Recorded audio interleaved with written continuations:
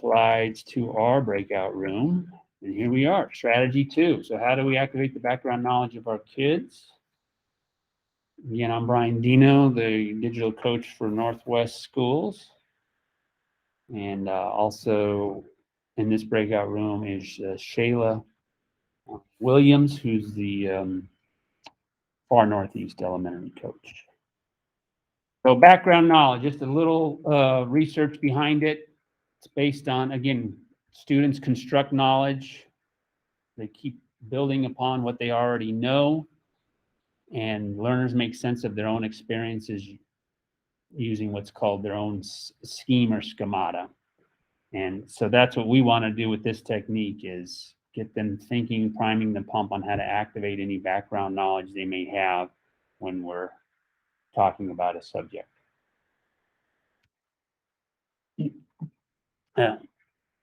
So yeah, so we know that we have to have a CRE connection to what we're teaching in the classroom. So that she has a key equity issue or shadow your background or like your keep the help kids and standards. It makes sense for us to prioritize for those background for those students. So it's very important to give them opportunities to be able to create and be able to voice what they already know about a topic of content area.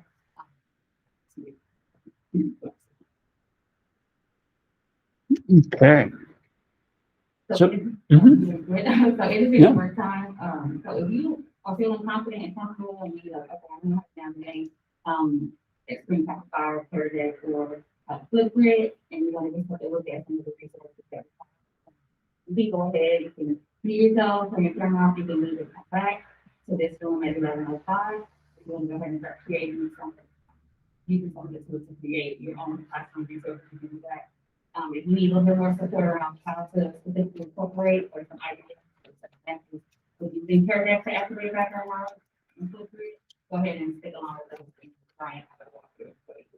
Exactly what I use. Pretty cool. Yeah. Thanks, Shayla.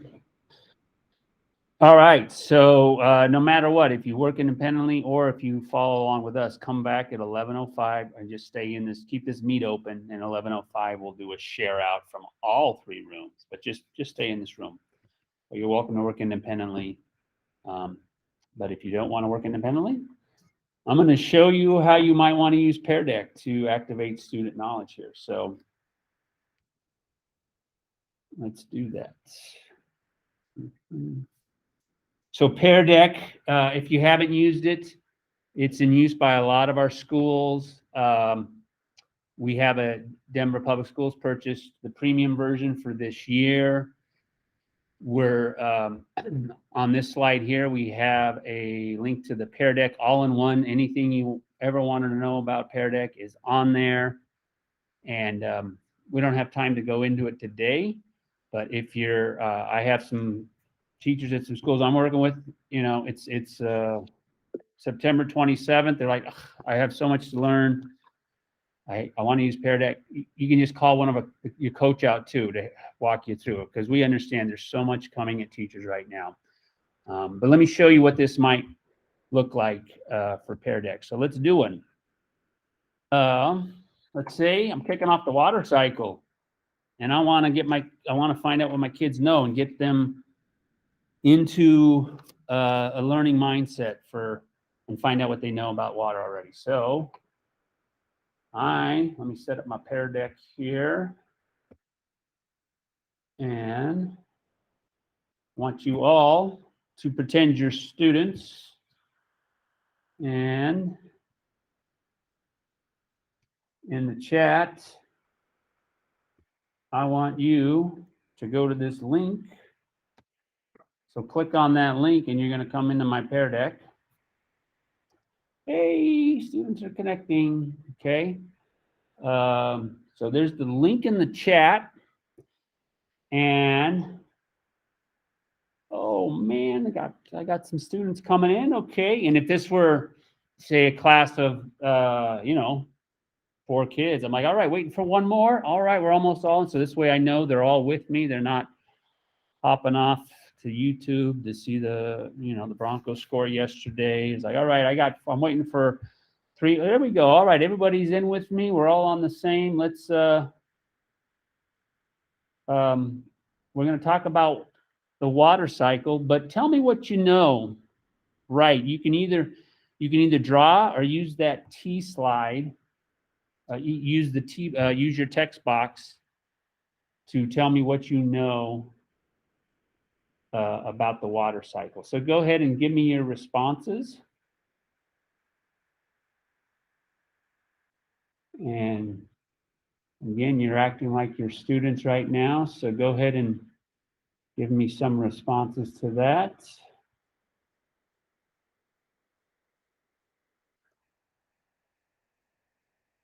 And I am going to take a look and see what's on my. All right.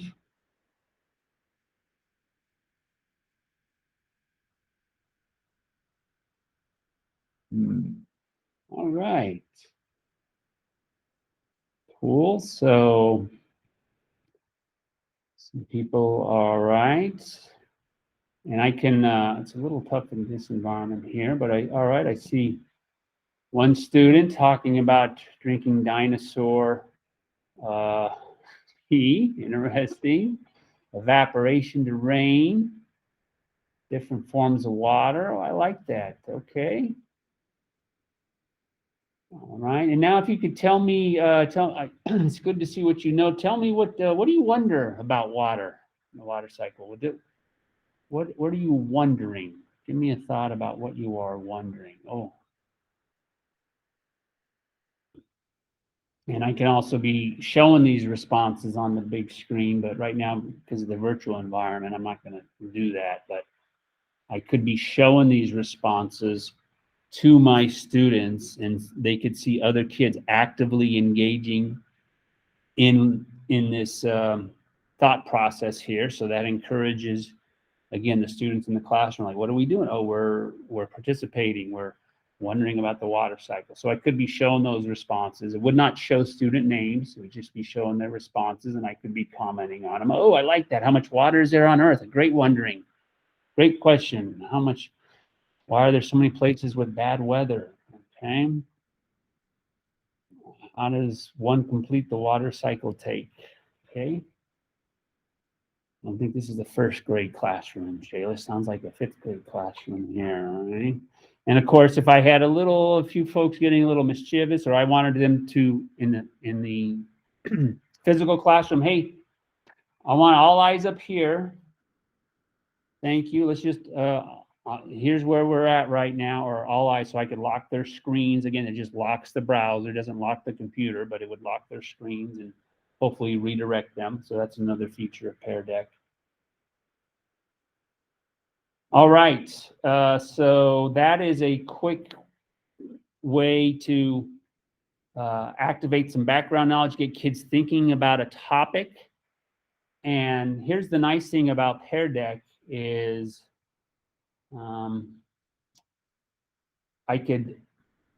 this is saved for the student. So you notice we have three pieces on here. I wonder if I can,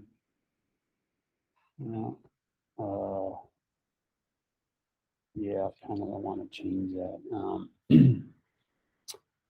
If I were to end this session here, and I actually am going to end this session on Pear Deck, it saves all the student responses. So throughout this lesson, there's the 3rd column here, what I learned.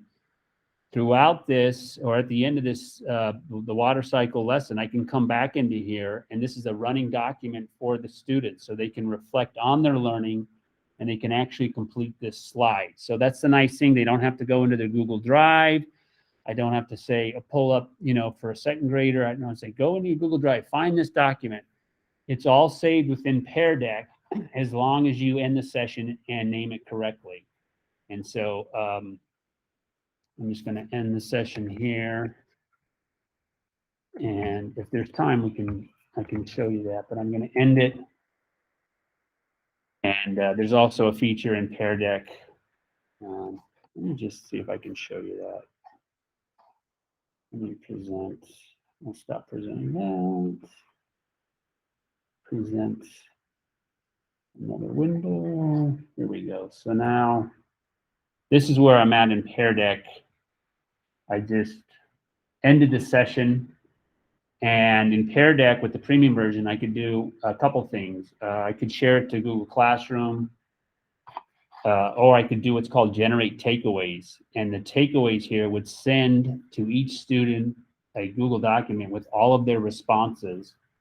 And then I, as a teacher, could also go into that Google document and I can write comments in there for the student. Like this was a great lesson. In fact, I'm going to go ahead and do that. And you'll see here what I just said. It creates a Google Doc for each student and it shares with them.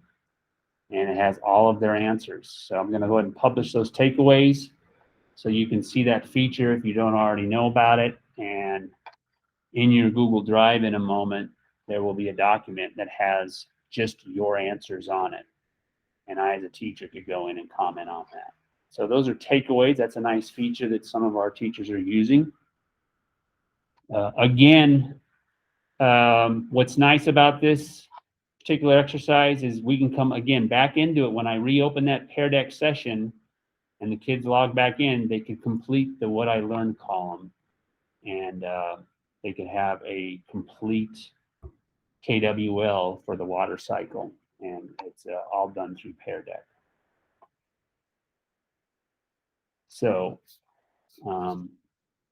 I've closed that session, and again, if I were to reopen it here, students would log back in and they would pick up right where they left off. They would see all their work on their slides and be able to continue editing that slide.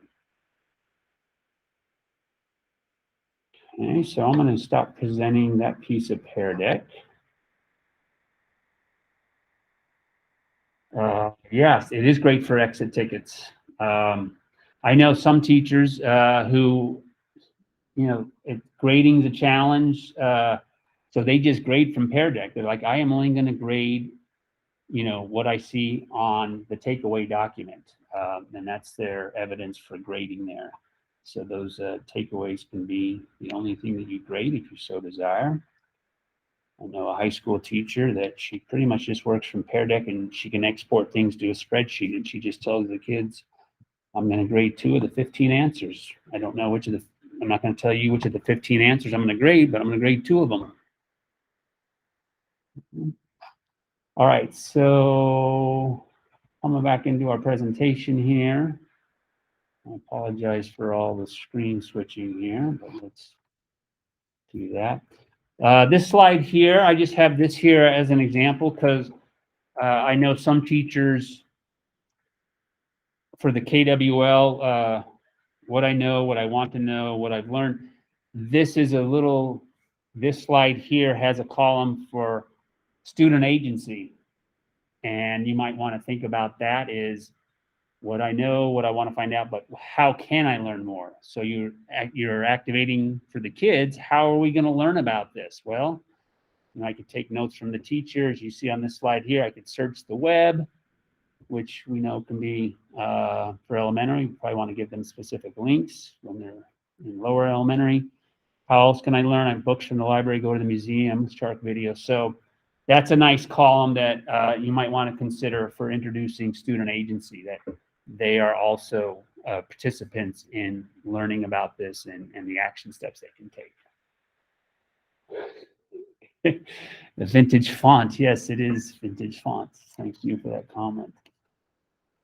All right, so that's one strategy using Pear Deck to get at your kids' background knowledge.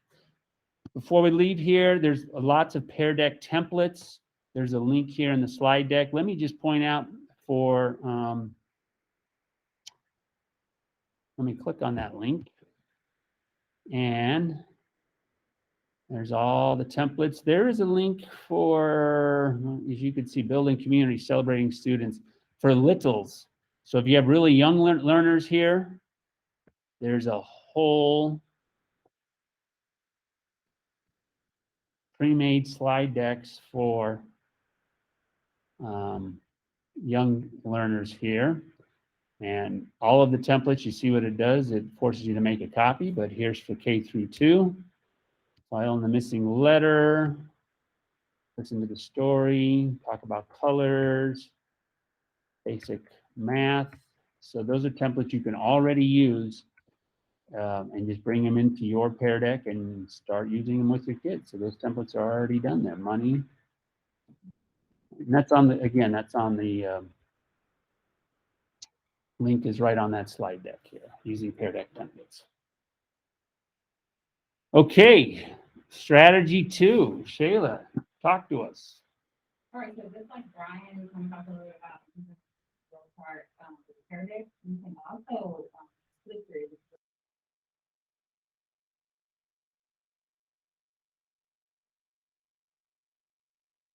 Okay, can you guys hear me now?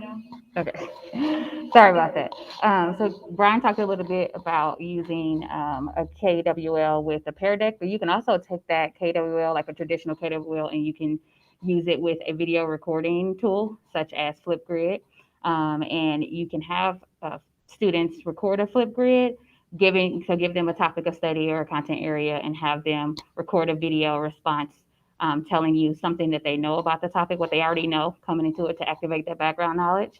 Ask them, what do you want to know more about the topic? And then at the end of that unit, you could have students come back to that same video that they recorded, and you can have them record a reflection of what they learned, and then have students give feedback on that as well. And then you as a teacher can give feedback within Flipgrid. So there's an example, right? If you want to click that example for Flipgrid for me. Like, so let's say you're doing a unit on plants. Flipgrid already has some KWLs already embedded into them, some topics that all you have to do is just go in and you can actually save that topic and add it to your topic discovery book in your Flipgrid, and you don't have to create one. So one is already done for you. And there were several of them that I found into Flipgrid. So if you were doing a plant structure unit, and you wanted your students to tell you, what do you know about plants already coming into it? What do you know about the structure of plants? How do they grow? You could have them record a Flipgrid video, and it's already saved there for you, which makes it really easy so that you don't have to come up with the questions or the topic on your own. Flipgrid has already made that for you for elementary grade. So I thought this was a really cool topic that you can go in and add. But just another way to do, like, instead of having like a traditional KWL chart where you hang it up, you can have them do this digitally, which they can always go back to that video that they created and reference that and then give feedback to their peers, and also teacher can give feedback as well. So it's just another way to activate that background knowledge. If you're not familiar with Flipgrid, or even you need more, like you want to know exactly how the Flipgrid works, it's definitely an all-in-one that you could use, and that should be, the all-in-one should be linked in the slide deck, but I can also put it in the chat as well if you want to know more about how to utilize that specific tool. All right, Brian, you can go back. All right, and EdPuzzle. Okay.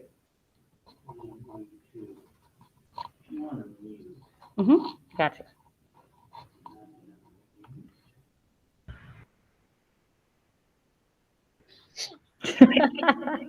Yeah, if you're listening in, maybe you want to mute. I don't know. I don't hear any background noise, but now you can hear me.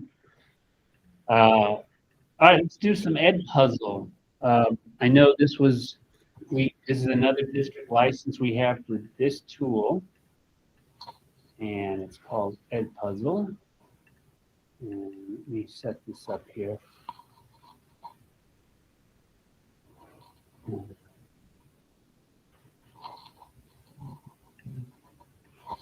Shayla, if you could just mute your screen, because I'm getting a little bit of feedback in the room. There we go. Yep, thank you.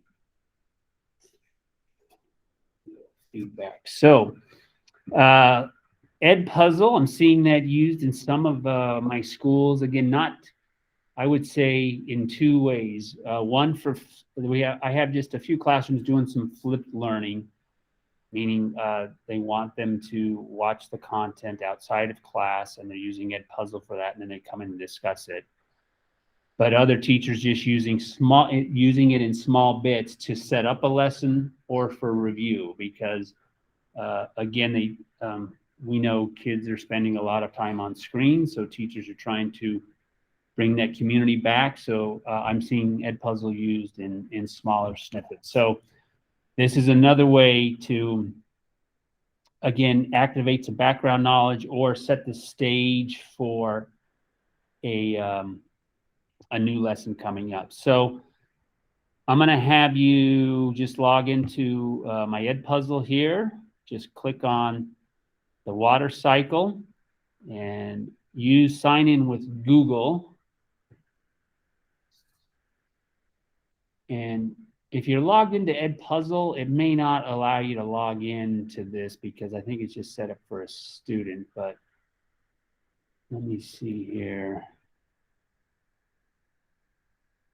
Who's coming into my EdPuzzle?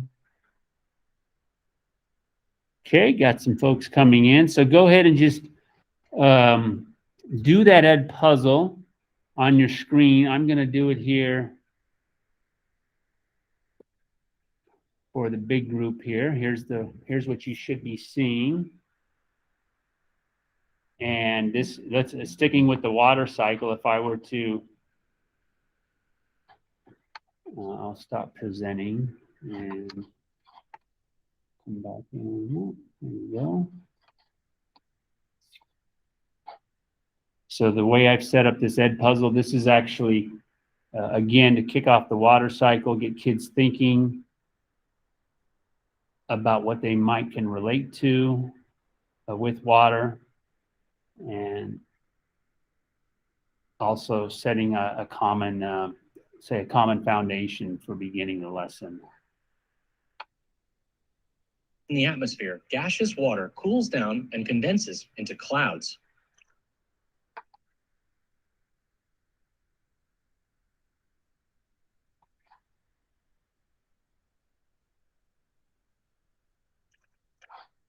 When water molecules in clouds collect into big enough drops, they fall on us as rain, or as snow, sleet, or hail, depending on the temperature.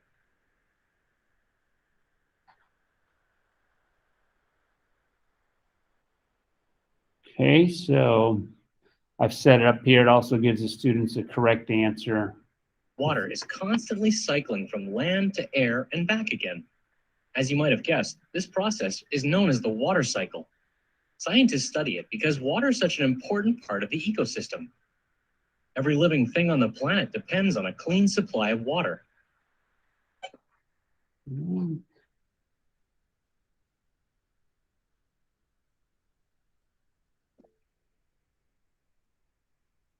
Okay, I'm going to pause this.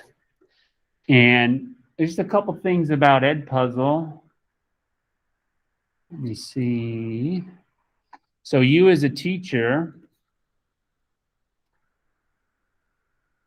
will have an EdPuzzle interface, so you can actually, let me see if this comes up. I can see here who is going through and watching my EdPuzzle. So let's say if this were an opener in the middle class and I had 25 or 30 kids, I would have them all on my dashboard here, and I could see that some of my students are watching it. I could see one student, hey, he's already watched it all. When they last watched it, and if they completed it. So if I gave it for homework or I had a breakout session for individual groups, I could check their status here. So I have that whole dashboard for EdPuzzle that you see here. If they're struggling on certain questions, I could click on my question interface and I can see, okay, this is a topic, this part about precipitation they got. Looks like we need to focus on, the interaction of the sun here, because most kids got that wrong. So that gives you a little more insight into what questions or topics they might be struggling with. So the EdPuzzle interface looks like that. It's pretty straightforward. Kids just use their Google account to log in, just like you did as our participants. There's other features of EdPuzzle you could set up. You can see here, I have prevent skipping. So kids have to actually watch the content instead of just skipping through and doing the questions. You could turn on closed captions, which I recommend for almost everything you do in EdPuzzle for our multi-language learners.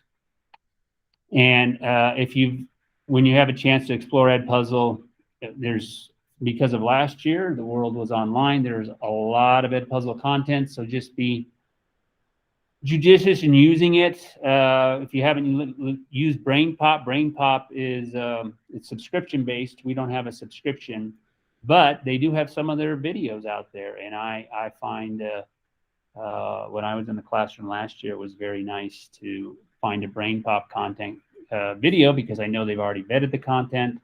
Some of the kids recognize the characters, and I know it's suitable for my classroom. But that's the EdPuzzle interface there.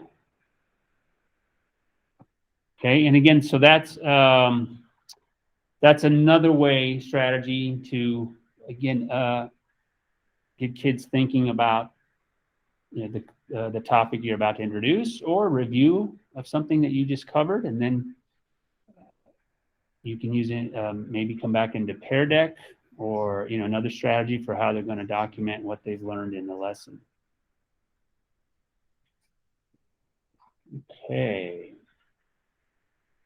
So now, I think we're going to give you a little time to practice. We built in some independent practice time. So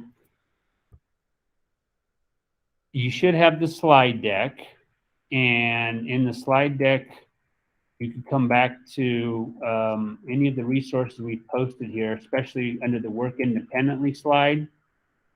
And there are all the tutorials for the tools we just showed. And boy, we built in some practice time for you to actually try one of these things on your own. So let's go ahead and do that. You can work independently. If you have some questions for us, you can feel free to chat right now with us, or you can just unmute and you can ask us some questions. But we're going to let you practice independently. Then we're coming back at 11:05 just to see what you might use here, just to share out how you might use one of the things we've shown you. And then we'll go back into the big room. Everybody else will come into here from who started with us, and we'll wrap up. So feel free to play with one of those three things. And then we'll see you at 11:05 in here.